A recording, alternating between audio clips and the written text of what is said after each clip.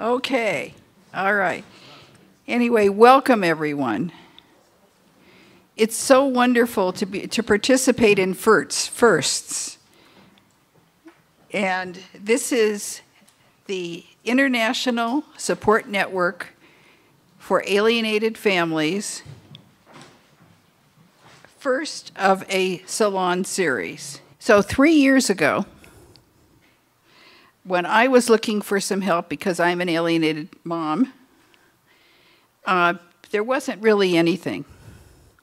And, or as Christy would say, I came up empty while I was doing my search. And I received two very good suggestions, one from Amy Baker. When I asked her for a support group, she said, "You start one." I've had about 30 years of experience in community organizing and in working with families, and she thought it was appropriate that I did. And we started with 3 people in a living room in Santa Clarita. And we have been growing since then. The rest is history. Like a 3-legged stool, there are 3 players. There's the alienating parent, there's the child who's being alienated, and then there's the target parent. Erin asked me to come down because, as she said, I have had an experience with, actually I've had experiences from both sides of being estranged from family. I estranged myself from my father for 8 years between, or 88 I guess, and 96. And then I also went through an estrangement that I didn't initiate with my younger son for about 1.5 years. Like in parental alienation, sure, they're hurting their children, they're hurting their ex-spouse, they're also hurting themselves. That's the way addiction always operates, is it hurts everyone. It hurts you and it hurts all the people around you who you care about. So we've developed this intervention basically that we call love intervention. And I think a lot of people that are challenged with the dynamics of PAS would absolutely say that it seems like their children have been indoctrinated, that they've been brainwashed.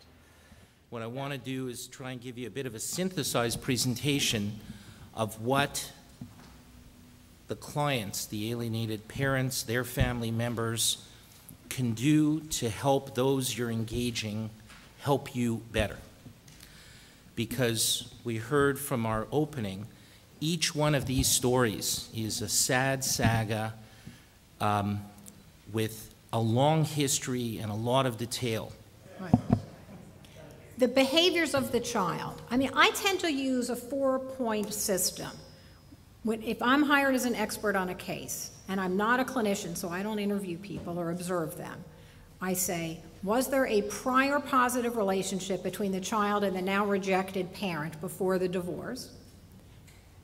So if the answer is yes, that's one check in the alienation category. What? I'm doing a review of documents. But forget about how I determine that. This is, okay? The second is there evidence that the favored parent is using the 17 primary parental alienation strategies? If there's yes, then you put that in the alienation as opposed to estrangement category. Is the rejected parent absent abuse or neglect or radical incompetence? If the answer is yes, that parent is absent those things, that's the 3rd check for alienation. And the 4th is the child exhibiting the 8 behavioral manifestations of alienation? If you have yes, yes, yes, yes, yes, there is a good relationship, no, that parent's not abusive or neglectful, the favored parent's doing that alienation thing, and the kids are acting like alienated kids, that's alienation, not estrangement. And that's how you say, no, my kids aren't rejecting me because I did something. My kids are not estranged from me. My kids are alienated. That's the differential. Does that make sense? I wanted to know them more. I felt connected to them. I felt enlightened by them, and I felt not alone. And I felt there was a community just in sitting in this small room in, what, a minute we each had to share. And I'm very clear that I've been in a battle for 9 years by myself. Friends and family have stood at my side, not being able to really understand me, but wanting to, frustrated to see my pain. And I come to this room and I feel like I'm at home. These are my friends. This is my family. And I was very touched. Just the little bit I heard, we were like sisters. So thank you.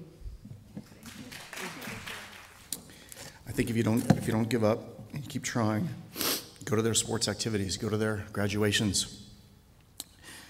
They'll appreciate you were there. I remember in the last 7:30 evaluation, after spending 3+ years of them shunning me, pretending I'm not there, the very first comment that they said in front of the therapist or in front of the evaluator in front of me was, "Where have you been in 3 years?"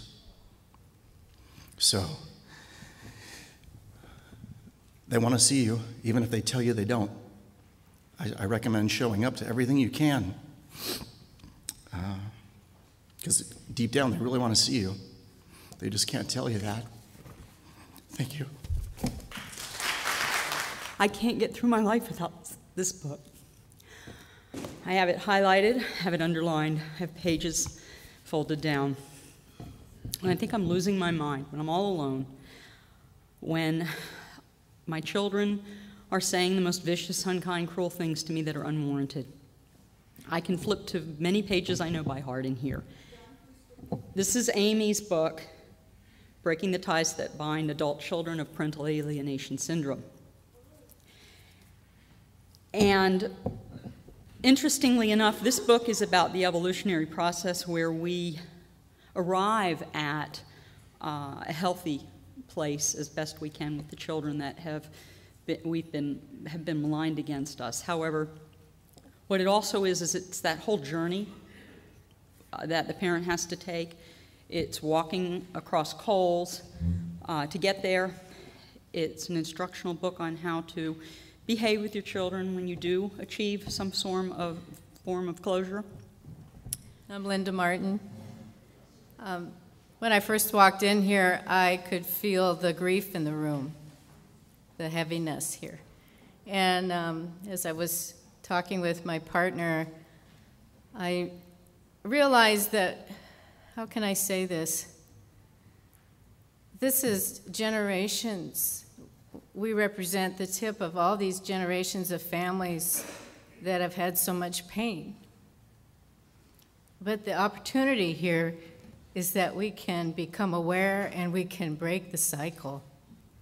So it doesn't have to go on and on and on as it has already.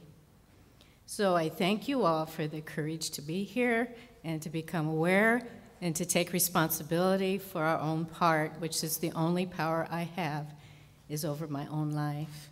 And like the man said, to take care of yourself and do your part as best you can. Thank you. So, last year, my sister and I came to this conference. It was the first conference, and we were looking for answers and a whole lot of hope. And at that point, my 2 sons had cut off all contact with me and weren't speaking to me, and I wasn't having any visitations with them. I had gone through a very bitter custody battle, and shortly after my divorce, my ex-husband married a woman who spent the next 14 years of my life trying to destroy me. And because of her really bizarre allegations, I ended up with 10 years of monitored visitations with my children. When my oldest son turned 18, I said to my sons, "You need to make your own decisions now. Here's my phone number and my address. You can call me and come and see me at any time." I had no idea how much control this woman had over my children. No one knew what parental alienation was at that time, so there were very little resources. At one point, the judge looked at me and said, when I had asked for the monitored visitations to end, she looked at me and said, "The kids are used to it this way." The end. So I have to tell you, I went through some very dark days that included several hospitalizations. As many of you, my heart was broken into pieces. During this time, my twin sister, who badly wanted to have contacts with my sons, took it on herself to make contact with my sons, and so her game plan was to play along with the stepmother. She had her believing that she was completely on her side and that I really was the whack job that she said I was. So she actually convinced her to let my sister take my sons, to Michigan to visit my mother for a holiday. Well, 2 years ago, my oldest son went. At that time, He really refused to speak to her about me. He didn't want to talk about it, but he was very close to her, very huggy, very affectionate. He just didn't want to talk about me. Last year, we came to this conference, and we got so much information, so many resources, so much support. So she convinced her to let my oldest son, Alex, go last Easter. So we spent an hour on the phone with Dr. Coleman, like 2 days before they flew out. And Dr. Coleman had advised my sister to let Alex have a few days to just kind of be with the family. Don't jump on him right away. Well, that lasted until about touchdown. And my niece launched in, and it was a huge conversation. So Alex finally got to hear the truth about me. He was surrounded by my 18 cousins, my mom, my brother, my sister, all telling them loving things and what a lie everything had been in his life. So we still have Christopher. I'm still walking the same road that all of you are walking, so I am here to learn more to hopefully bring Christopher back in the fold. But last year, I came to this conference looking for answers. This year, I'm introducing you to Alex, my son.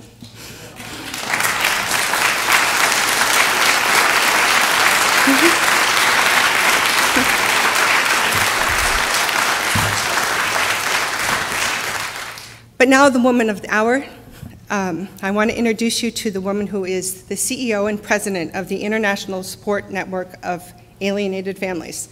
She is an alienated mother. She has 3 degrees. She is the most loyal person you will ever meet. She is a warrior in the fight against parental alienation. And she is also my dear friend, Karen Lebow.